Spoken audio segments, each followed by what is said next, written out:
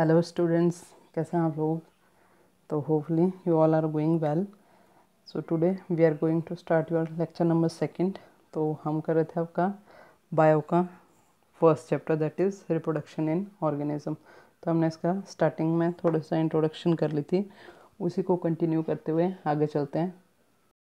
तो पहले हमने क्या पढ़ा था कि रिप्रोडक्शन क्या होती है, उसके टाइप्स कर रहे थे हम। ठीक है, उसमें हमने एसेक्सुअल रिप्रोडक्शन का कुछ एक पोर्शन पढ़ लिया था। उसमें हमने फिशन पढ़ा, उसके टाइप्स पढ़े कि फिशन जो होता है अलग अलग तरीके से होता है। बाइनरी फिशन हो गया, मल्टीपल फिशन हो गया। बाइनरी फिशन के फर्दर हमने सब टाइप्स करें। ठीक है, that binary fission can occur transversely, longitudinally as well as obliquely. तो उसके बाद आज हम करेंगे what is budding. It is also under the asexual reproduction. तो बडिंग क्या होता है, जब भी किसी नए ऑर्गेनिज्म की ग्रोथ बड के थ्रू होती है उसको हम बोलते हैं बडिंग। बड क्या होती है, बड सिंपली कोई ये चीज़ है, इसमें आउट ग्रोथ छोटी सी हो जाती है, उसको हम बोलते हैं बड। ठीक है, तो अब देखो व्हाट इज़ बडिंग।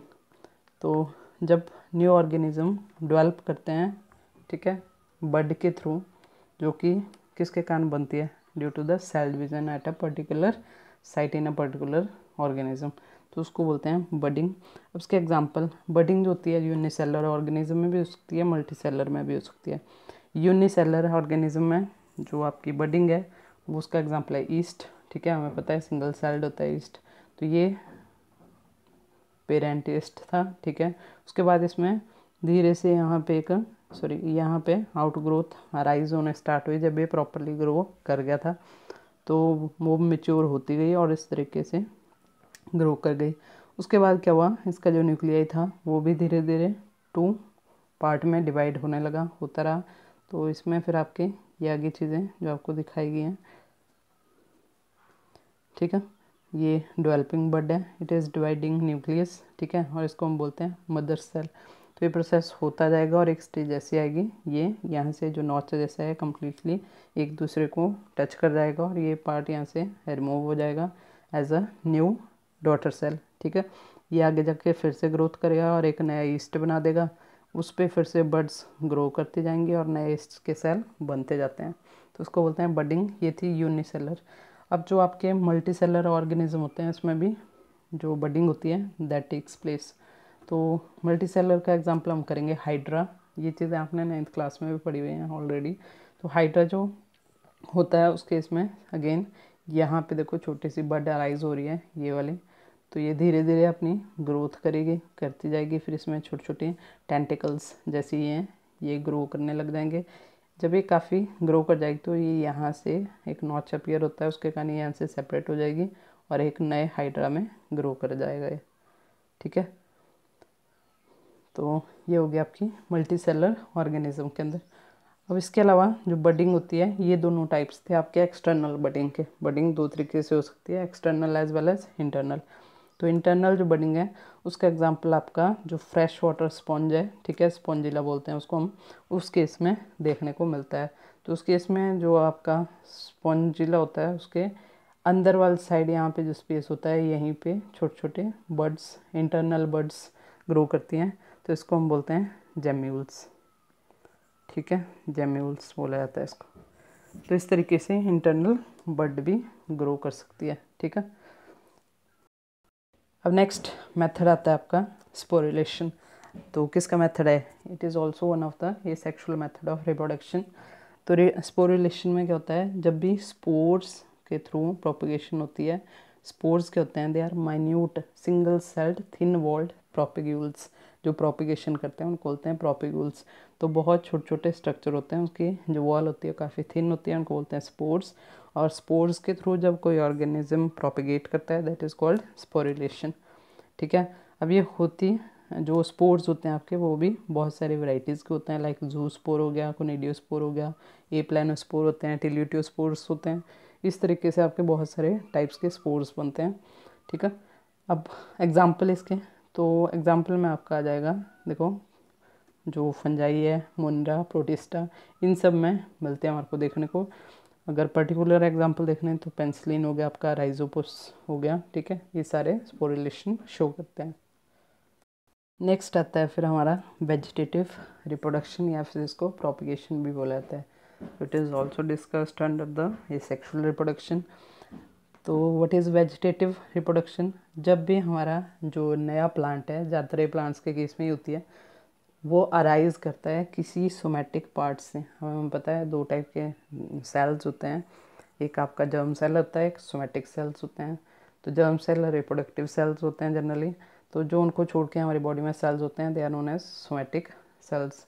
तो जब सोमैटिक सेल या पार्ट से हमारा नया प्लांट बनता है, उसमें कौन कौन से आते हैं, लाइक रूट्स होगी, स्टेम होगी, लीफ होगी, बड होगी।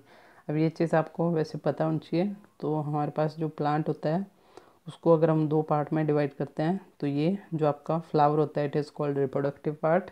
इसको छोड़ के जितने पार्ट्स होते हैं they are known as vegetative part. ठीक है, तो वेजिटेटिव पार्ट में से किसी में से भी जब प्लांट नया ग्रो करता है, चाहे वो लीफ है, चाहे स्टेम है आपका, चाहे रूट्स हैं, तो उसको हम बोलते हैं वेजिटेटिव प्रोपिगेशन। अब नेक्स्ट देखते हैं कि पार्ट्स के थ्रू एग्जांपल देख लेते हैं। कई बार एक आधा क्वेश्चन कहा जाता है बीच में से।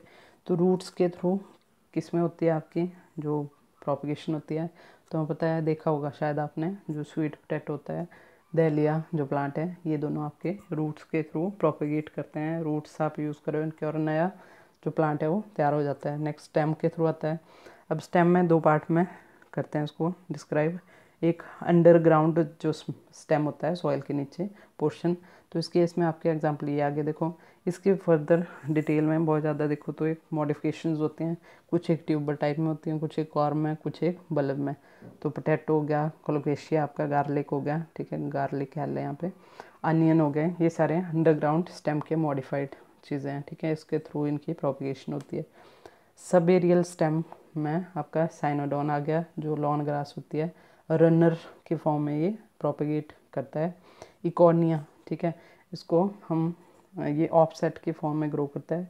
इसको हम टेरर ऑफ बंगाल भी बोला जाता है। तो एक क्वेश्चन दिया हुआ है नीचे, which aquatic plant is called terror of Bengal, तो इसको वाटर हाइंथ भी बोला जाता है। ठीक है, नेक्स्ट एक और वेरी इंपॉर्टेंट चीज़, इससे रिलेटेड क्वेश्चन आपका आता है ज़्यादातर।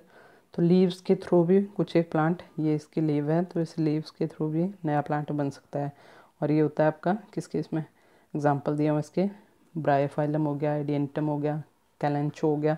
ठीक है, तो ये ब्रायोफाइलम कॉमनली हमारे को मिल जाता है, इसको पत्थर चिट्टा भी बोला जाता है। ठीक है, तो इसकी जो लीव्स होती हैं कुछ एक आपकी इस टाइप के एजेस होते हैं उनके। ठीक है, तो ये जो एजेस हैं यहाँ पे आपके नए जो प्लांट हैं वो ग्रो करते हैं। यहाँ पे छोटे छोटे प्लांटलेट्स ग्रो करती हैं यहाँ पे, जैसे ये मिट्टी में गिरेंगी और इनको मॉइस्चर मिल जाता है, तो ये प्लांटलेट्स यहाँ से गिर के फिर नए प्लांट को ग्रोथ देती हैं। ठीक है, तो ये हो गया ब्रायोफाइलम। ठीक है, उसके बाद नेक्स्ट देखते हैं फिर अब वेजिटेटिव प्रोपेगेशन के एडवांटेज क्या है। तो ऐसे प्लांट जो सीडलेस होते हैं, जाते बनाना वगैरह, ठीक है, ग्रेप्स हो गए, और जिनकी जो सीड वायबिलिटी होती है, सर्वाइवल रेट होता है वो बहुत पुअर होता है, वो इस तरीके से हम इजीली कल्टीवेट कर सकते हैं। It is a quick method है। ठीक है, इसके अलावा इस केस में जो सर्वाइवल रेट होता है जो हम प्लांटेशन करेंगे उसका 100% होता है ऑलमोस्ट। ठीक है, और जिनका रूट सिस्टम बहुत वीक होता है उस केस में हम क्या कर सकते हैं, स्टेम की कटिंग्स यूज़ करके नए प्लांट ईजिली ग्रो करवा सकते हैं। इसके अलावा तो कुछ एक गुड क्वालिटी के वैराइटीज़ हैं, उनको प्रिजर्व करने में भी ये मेथड यूज़फुल होता है। अब चलते हैं हमारा नेक्स्ट एक और चीज़, जो लाइफ साइकिल होता है किसी भी ऑर्गेनिज्म का, उसको हम डिवाइड करते हैं 3 फेजेस में। ठीक है, एक होती है आपकी जुवेनाइल फेज़, जो सबसे स्टार्टिंग की होती है, जब जो ऑर्गेनिज्म, इसको प्री रिप्रोडक्टिव फेज़ भी बोला जाता है। तो इसमें ऑर्गेनिज्म बर्थ के बाद ग्रो करता है धीरे धीरे properly until the reproductive phase, तो उसको बोलेंगे जुवेनाइल फेज़। उसके बाद आती है रिप्रोडक्टिव फेज़, जिसमें वो रिप्रोडक्टिवली एक्टिव होते हैं, मैच्योर होते हैं, रिप्रोडक्शन कर सकते हैं। तो उसके बाद पोस्ट रिप्रोडक्टिव या फिर सिंसेंस फेज़ भी बोला जाता है, इसको एजिंग भी बोलते हैं। तो इसमें रिप्रोडक्शन के बाद एजिंग होती है और फाइनली डेथ होती है ऑर्गेनिज्म की। ठीक है, अब हम देखेंगे जो आपकी सेक्सुअल रिप्रोडक्शन के बारे में थोड़ा सा। फाइनली तो व्हाट इज सेक्सुअल रिप्रोडक्शन, जैसे इसका नेम है ऐसी रिप्रोडक्शन जिसमें सेक्स ऑर्गन्स इन्वॉल्व होते हैं, वो जाके सेक्स गैमीट्स बनाते हैं, मेल एंड फीमेल, और उसमें फर्टिलाइजेशन होती है, फ्यूजन ऑफ गैमीट्स होता है, दैट इज़ कॉल्ड सिनगैमीज, ठीक है। तो और फॉर्मेशन ऑफ जाइगोट होती है, तो उसको बोला जाता है सेक्सुअल रिप्रोडक्शन। तो इसमें और क्या क्या कैरेक्टर हैं इसके देखा जाए तो वही चीज़ है, पेरेंट्स होते हैं, बाई पेरेंटल होती है जनरली, इसमें सेक्स ऑर्गन्स होते हैं, मियोसिस होता है उसके अंदर, फिर गैमीट्स बनते हैं, फर्टिलाइजेशन होती है, जाइगोट बनता है। अब इसकी एडवांटेज क्या है उसके ऊपर, अगर आपको ज़्यादा नहीं याद रहता, दो चीज़ें मोस्ट इम्पॉर्टेंट, दैट जो आपकी सेक्सुअल रिप्रोडक्शन होती है वो एवोल्यूशन में इन्वॉल्व होती है, ठीक है, एवोल्यूशन में हेल्पफुल होती है। और सेकंड चीज़ वेरिएशन लेके आती है, दो पेरेंट्स के कैरेक्टर आपस में कंबाइन कर रहे हैं तो क्या होगा, जो प्रोडक्शन बनेगी, ठीक है, नया बनेगा, उसमें दोनों के कैरेक्टर मिक्सअप होके नए चीज़ों को बर्थ देते हैं, ठीक है। इसके अलावा जीन फ्लो को कैरी आउट करने में भी ये हेल्पफुल होती है। उसके बाद आपके पास इवेंट्स इन सेक्सुअल रिप्रोडक्शन, तो जैसे मैंने पीछे दिखाया आपको लाइफ साइकिल जो ऑर्गेनिज्म का है, वैसे ही सेक्सुअल रिप्रोडक्शन में 3 फेजेस हम बोल सकते हैं। एक प्री फर्टिलाइजेशन फेज़ आती है, एक फर्टिलाइजेशन और एक पोस्ट फर्टिलाइजेशन। तो प्री फर्टिलाइजेशन जैसे इसका नेम है, फर्टिलाइजेशन से पहले क्या क्या इवेंट हो रहे हैं उसके बारे में। तो जब जुवेनाइल फेज़ ख़त्म हो जाती है उसके बाद जो ऑर्गेनिज्म होगा उसमें जो सेक्स ऑर्गन्स होते हैं दे अंडरगोज गैमेटोजेनेसिस प्रोसेस। अब व्हाट इज़ गैमेटोजेनेसिस क्या होता है, ये देखो जेनेसिस वर्ड कभी भी लगे तो उसका मतलब किसी चीज़ की फॉर्मेशन हो रही है जो उसके आगे लगा होता है, तो वो हो गया सिंपल। देखो ऐसा प्रोसेस जिसमें गैमीट्स बन रहे हैं उसको हम बोलेंगे गैमेटोजेनेसिस, तो तभी शॉर्टकट में लिख दिया इसको मैंने, फॉर्मेशन ऑफ गैमीट्स। मेल जो ऑर्गन होंगे तो वो मेल गैमीट्स बनाएंगे, फीमेल ऑर्गन फीमेल गैमीट्स बनाएंगे, ठीक है। अब देखते हैं जो गैमीट्स होते हैं they can be of 2 types, isogametes, ठीक है, जिसमें जो उसका स्ट्रक्चर और फंक्शन होगा वो सेम होता है ऑलमोस्ट, एन आइसोगैमीट्स जिसमें डिफर करते हैं साइज में या फॉर्म में, इसको हेट्रोगैमी भी बोला जाता है। नेक्स्ट टर्म आती है oogamy या oogamous, क्या होता है, तो जब भी एक नॉन मोटाइल लार्ज साइज़ के जो फीमेल गैमेट होता है दैट इज़ एग, और स्मॉलर साइज़ का जो मेल गैमेट होता है जो कि मोटाइल होता है, उनके बीच में फ्यूज़न होता है, यूनियन होती है उनकी, तो उसको बुलाता है oogamy, ठीक है। इसके अलावा कुछ एक और टर्म्स भी हैं सेक्सुअल रिप्रोडक्शन से रिलेटेड, दैट इज़ बाइसेक्सुअल। अब बाइसेक्सुअल का मतलब क्या हुआ है, बाई का मतलब 2, ठीक है। तो ऐसा प्लांट या ऑर्गेनिज्म जिसके अंदर जो male and female reproductive structure होते हैं वो दोनों एक ही प्लांट के अंदर या ऑर्गेनिज्म के अंदर प्रेजेंट होते हैं, दैट इज़ कॉल्ड बाइसेक्सुअल। इसको मोनोशियस भी बोला जाता है, ठीक है। अब बाइसेक्सुअल प्लांट का एग्जांपल आपका कोकोनट आ गया, फॉर एग्जांपल कुकुरबिटा है, और ऑर्गेनिज्म की बात करें हम एनिमल की तो अर्थवर्म हो गया, लीच हो गई, ठीक है। इसके अलावा आपका नेक्स्ट टर्म है यूनिसेक्सुअल या फिर इसको डायोशियस भी बोला जाता है। तो डायोशियस में क्या आएगा, इसमें मेल और फीमेल जो स्ट्रक्चर होते हैं वो अलग अलग प्लांट्स में होते हैं, ठीक है। इसका एग्जांपल आपका प्लांट का पपाया है और एनिमल का कॉकरोच। नेक्स्ट आता है गैमीट ट्रांसफ़र। तो जो गैमीट अभी हमने पढ़े बन गए, गैमेटोजेनेसिस हो गया, अब उसको ट्रांसफ़र कैसे होती है उसकी, तो ज़्यादातर एनिमल के केस में क्रॉस ट्रांसफ़र होती है, फर्टिलाइजेशन होती है, but in case of plant it is an important process that is pollination. तो पॉलिनेशन क्या होता है, transfer of pollen grain, detail में पढ़ेंगे अभी हम नेक्स्ट चैप्टर में, अभी इतना समझ लो। पॉलिनेशन क्या होता है, पॉलन की ट्रांसफ़र होती है फ्रॉम जो आपका स्टेमन होता है वहाँ से फीमेल जो स्टिग्मा होता है उसके ऊपर। तो ये दो तरीके की हो सकती है, self pollination and cross pollination. जब एक ही फ्लावर के जो आपके मेल फीमेल गैमीट्स होते हैं उनके बीच में पॉलिनेशन होती है उसको बोलते हैं सेल पॉलिनेशन। अगर ये प्रोसेस सिंगल प्लांट से दूसरे प्लांट के बीच में हो रहा है तो उसको हम बोलेंगे क्रॉस पॉलिनेशन, ये डिटेल में हम करेंगे। नेक्स्ट स्टेप आता है, टर्म आती है फर्टिलाइजेशन। तो फर्टिलाइजेशन क्या होती है, एक वास्ट बड़ा प्रोसेस होता है जिसमें आपस में जो गैमीट्स होते हैं वो क्लोज आते हैं, उसके बाद में उनका फ्यूज़न होता है। तो सिनगैमी क्या होता है नेक्स्ट, तो fusion of gamete is called syngamy, ठीक है। अब ये दोनों कई बार सेम कंसिडर किए जाते हैं but these are 2 different things. Fertilisation एक बड़ा प्रोसेस होता है जिसमें और भी चीज़ें इन्वॉल्व होती है। सिनगैमी में सिर्फ फ्यूजन ऑफ गैमीट्स आएगा जब एक दूसरे के साथ फ्यूज़ कर रहे हैं। अब नेक्स्ट आता है फर्टिलाइजेशन के टाइप्स। तो it is of 2 types, internal fertilisation and external fertilisation. तो जब इंटरनल मतलब इनसाइड अंदर, तो जब जो फर्टिलाइजेशन होगी, फ्यूजन ऑफ गैमीट्स होगा, फीमेल की बॉडी के अंदर होता है, that is called internal fertilisation. ठीक है, अगर वो बॉडी के बाहर हो रहा है, ठीक है, किसी मीडियम के अंदर लाइक वाटर हो गया, तो उसको हम बोलते हैं एक्सटर्नल फर्टिलाइजेशन। इसका एग्जांपल आपका फ्रॉग आ जाएगा, और इस केस में मैमल जनरली ह्यूमन बीइंग भी इसके अंडर ही आते हैं। नेक्स्ट, इसमें जो मेल गैमीट्स होते हैं दे आर ओनली डिस्चार्ज्ड, जबकि जो एक्सटर्नल होती है उसमें दोनों गैमीट्स को डिस्चार्ज करना पड़ता है, female as well as male. Next, जो गैमीट्स इस केस में बनते हैं वो इंटरनल फर्टिलाइजेशन है, तो उतने ज़्यादा अमाउंट में नहीं बनते, स्मॉलर नंबर में बनते हैं। इस केस में आपके लार्जर अमाउंट में वो बनते हैं ताकि वो ईजिली क्या कर सकें, फर्टिलाइजेशन कर सकें। नेक्स्ट आता है आपका, इस केस में जो यंग वंस होते हैं इनसाइड बॉडी, जो फीमेल की बॉडी होती है उसके अंदर प्रोटेक्ट रहते हैं। इस केस में they are unprotected outside. Next term आती है पार्थेनोजेनेसिस। तो ये क्या होता है, जब भी नए इंडिविजुअल बनते हैं बिना फ्यूजन के सिनगैमी के किसी सिंगल गैमीट से, ठीक है, एक ही गैमीट से बनते हैं बिना फर्टिलाइजेशन के। ज़्यादातर केसेस में female gamete that is egg में होता है, तो उसको हम बोलते हैं पार्थेनोजेनेसिस।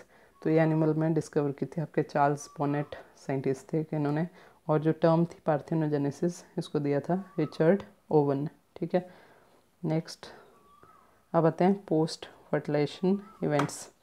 ठीक है, तो इसमें आपका फर्टिलाइजेशन जब भी होती है, ये मेल गैमेट था मान लो, ठीक है, और ये फीमेल गैमेट था, ये आपस में फर्टिलाइजेशन की फ्यूज़न हुआ, तो ये जो स्ट्रक्चर सबसे पहले बनता है इट इज़ कॉल्ड जाइगोट। ठीक है, इसको हम बोलते हैं जाइगोट। तो जाइगोट एक एक न्यूक्लियस था दोनों गैमेट्स के पास, जब ये कंबाइन किए तो इसके पास क्या होगा, दोनों गैमेट्स के न्यूक्लियाई कंबाइन करते हैं, तो उसके कारण इसका जो नेचर होता है दैट इज़ डिप्लॉयड। ठीक है, दो डाई मतलब 2 के लिए, तो डिप्लॉयड टाइप का न्यूक्लियस आ गया इसके अंदर, इसको बोलते हैं जाइगोट। उसके बाद जो जाइगोट होगा उसके अंदर डिवीज़न होते हैं, ठीक है, अलग अलग तरीके से, तो उसके थ्रू जो ये स्ट्रक्चर बनता है मल्टी सेलुलर, इसको हम बोलते हैं एम्ब्रियो। तो एम्ब्रियो जेनेसिस, फिर से आ गया जेनेसिस, मैंने बोला जब भी जेनेसिस आता है फॉर्मेशन हो रही होती है उसी इंडिविजुअल की, तो एम्ब्रियो के बनने को हम बोलते हैं एम्ब्रियो जेनेसिस। एम्ब्रियो कैसे बनेगा, जो जाइगोट में डिवीज़न होते हैं बहुत सारे, उसके थ्रू वो मॉडिफाई होकर किसमें चेंज हो जाता है, एम्ब्रियो के अंदर। उसके बाद नेक्स्ट टर्म आती है आपकी विविपेरी। तो डेवलपमेंट कैसे हो रही है एम्ब्रियो की, उसको 3 पार्ट्स में डिवाइड करते हैं फिर हम, विविपेरी, ओविपेरी एंड ओवोविविपेरी। तो ओविपेरी क्या होता है, ओवी मतलब एग, ओवम बोलते हैं, ओवम से बना ओवी एग। तो जब भी जो इंडिविजुअल होते हैं, ठीक है, ऑर्गेनिज्म है, अगर वो एग ले कर रहे हैं तो उसको हम बोलते हैं ओविपेरी। इसका मतलब ये भी हुआ कि उसमें डेवलपमेंट जो है एम्ब्रियो की एग के अंदर हो रही है सॉरी, बट वो एग फीमेल की बॉडी के अंदर नहीं होता बल्कि बाहर होता है। तो एग्स जो एनिमल ले करते हैं उनको ओविपेरस एनिमल भी बोला जाता है। विविपेरस क्या हुआ, विवी मतलब लिविंग, तो जब भी लिविंग बीइंग को बर्थ देते हैं ऑर्गेनिज्म, उस प्रोसेस को बोलते हैं विविपेरी। इनडायरेक्टली इसका मतलब ये भी है कि इसमें जो ग्रोथ होती है, डेवलपमेंट होती है एम्ब्रियो की, वो फीमेल की बॉडी के अंदर ही हो रही होती है। नेक्स्ट थर्ड चीज़ है ओवोविविपेरी। इस केस में जो फीमेल होती है एग को रिटेन करती है अपनी बॉडी के अंदर ही, और उसको डेवलपमेंट होने देती है एम्ब्रियो के अंदर, but without extra nourishment provide किए बिना। ठीक है, क्योंकि उसकी बॉडी के अंदर प्लेसेंटा जो होता है वो जनरली एब्सेंट होता है। इसका एग्जांपल आपका शार्क आ गया, बाकियों के एग्जांपल विविपेरी में आपका मैमल आ गए, ह्यूमन बीइंग को भी इसमें इंक्लूड करो। उसके अलावा विविपेरी तो बर्ड्स हमें पता है जो भी अंडे देते हैं, एग्स ले करते हैं। तो ये था आपका first chapter. Okay, thank you.